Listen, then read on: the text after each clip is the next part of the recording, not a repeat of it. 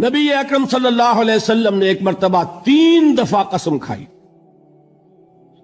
واللہ لا یؤمنو، واللہ لا یؤمنو، واللہ لا یؤمنو، خدا کی قسم وہ شخص مومن نہیں، خدا کی قسم وہ شخص مومن نہیں، خدا کی قسم وہ شخص مومن نہیں۔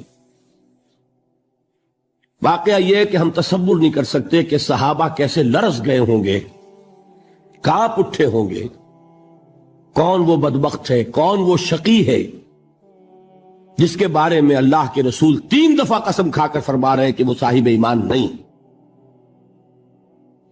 قیل من یا رسول اللہ، کسی نے ڈرتے ڈرتے پوچھا ہوگا اے اللہ کے رسول کس کے بارے میں ارشاد فرما رہے ہیں؟ اب جواب سنیے، الذی لا یامن جارہ بوائقہ،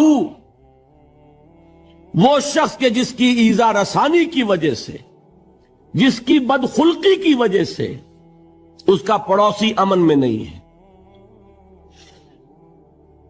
یہ کوئی گناہ کبیرہ ہے؟ آپ کی فہرست میں تو گناہ ہی نہیں، کبیرہ کیا سوال، صغیرہ بھی نہیں۔ زیادہ آپ یہ کہیں گے کہ ذرا بد اخلاقی ہے، کج خلقی ہے، بس اچھا کردار کا معاملہ نہیں ہے، یہ کہیں گے، گناہ کی فہرست میں نہیں آئے گی بات۔ کبیرہ بہت بڑی شے ہے، لیکن اس پر اللہ کے رسول نے 3 دفعہ قسم کھائی، ایمان نہیں ہے، ہرگز نہیں ہے، خدا کی قسم نہیں۔ فرمایا حضرت انس ابن مالک نے، یہ روایت جو میں نے آپ کو ابھی سنائی ہے، یہ کوئی ایسی ویسی روایت نہیں ہے، متفق علیہ ہے، بخاری اور مسلم دونوں میں موجود، ٹھیک ہے۔ وہ حضور کے خادم خاص ہیں، جیسے ذاتی کوئی ہوتا ہے معاملات میں مدد کرنے والا، خدمت کرنے والا، وہ ہے انس ابن مالک۔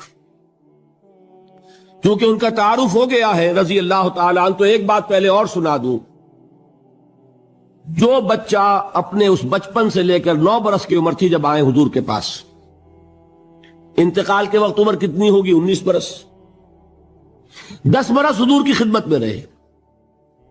پہلے تو حضور کے اخلاق کی جو گواہی وہ دے رہا ہے وہ اس کی زبان سے سنیے کہ میں 10 برس حضور کی خدمت میں رہا، کسی بات پر ڈانٹنا تو کجا، حضور نے کبھی مجھ سے یہ بھی نہیں فرمایا کہ اے انس تم نے وہ کام کیوں نہیں کیا۔ یہ ہے ایک آقا کی حیثیت سے محمد الرسول اللہ صلی اللہ علیہ وسلم کا اخلاق۔ اگر نہیں کیا خود کر لیا، کوئی ڈانٹ ڈپٹ نہیں۔ حالانکہ بچے ہیں، بچوں کو ویسے بھی ڈانٹ ڈپٹ دیا جاتا ہے، لیکن نہیں۔ اب ان صحابی کی ایک گواہی سنیے، قلما خطبنا رسول اللہ صلی اللہ علیہ وسلم الا قال، فرماتے ہیں کہ شاذ ہی کبھی ایسا ہوا ہوگا کہ حضور نے کبھی خطبہ ارشاد فرمایا ہو اور اس میں یہ الفاظ نہ ہو۔ الفاظ سمجھ رہے؟ جب بھی خطبہ دیتے تھے آپ یہ الفاظ ضرور فرماتے تھے، شاذ کبھی رہ جائے تو رہ جائے، قلما خطبنا رسول اللہ صلی اللہ علیہ وسلم الا قال، کیا فرمایا؟ لا ایمان لمن لا امانت لہ ولا دین لمن لا عہد لہ، جس شخص میں امانت داری نہیں اس کا کوئی ایمان نہیں، جس میں ایفاء عہد نہیں اس کا کوئی دین نہیں۔ بنا پھرتا ہو وہ دیندار، بنا پھرتا ہو وہ صاحب ایمان اور امتی حضور کا، امانت داری نہیں تو ایمان نہیں، ایفاء عہد نہیں تو دین نہیں۔ کس کا فرمان ہے؟ کسی آج کے زمانے کے مفتی کی بات نہ سمجھ لیجئے گا کہ جس کو آسانی سے آپ چاہیں تو رد کر دیں۔ یہ محمد الرسول اللہ صلی اللہ علیہ وسلم کا فرمان ہے۔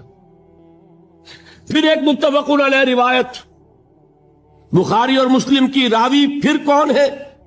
ابو ہریرہ رضی اللہ تعالیٰ عنہ فرماتے حضور نے ارشاد فرمایا، لا یزنی الزانی حین یزنی وہو مومن ولا یسرق السارق حین یسرق وہو مومن ولا یشرب الخمر حین یشرب وہو مومن، کوئی زانی حالت ایمان میں زنا نہیں کرتا۔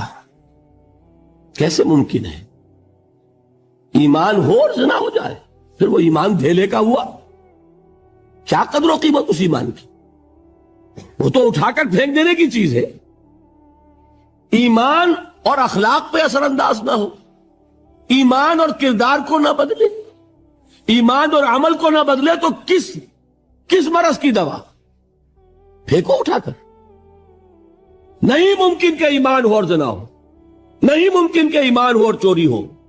لا یسرق السارق حین یسرق وہو مومن، کوئی چور حالت ایمان میں چوری نہیں کرتا، کوئی شرابی حالت ایمان میں شراب نہیں پیتا۔ ولا یشرب الخمر حین یشرب وہو مومن، کوئی شراب پینے والا وہ مومن نہیں ہوتا جب وہ شراب پی رہا ہوتا ہے، اس وقت اس کے دل سے ایمان نکل جاتا ہے۔ اب دیکھیے یہاں کیا میں نے کل بتایا تھا نا، مغالطے کیا ہو گئے؟ مغالطے یہ ہو گئے کہ اس کو سمجھ لیا قانونی بات، یہ قانونی بات نہیں ہے، وہ قانونی ایمان کی بات نہیں ہو رہی، یہ حقیقی ایمان کی بات ہو رہی۔ قانونی ایمان کی بات ہو تو یہ کافر ہو گیا، پھر کافر نہیں ہے۔ قانونی ایمان کا دار و مدار قول پر ہے، یہ وہ حقیقی ایمان ہے، قلبی یقین والا ایمان، اس کے بارے میں فرمایا جا رہا ہے وہ دل سے نکل جاتا ہے تو گناہ ہو سکتا ہے۔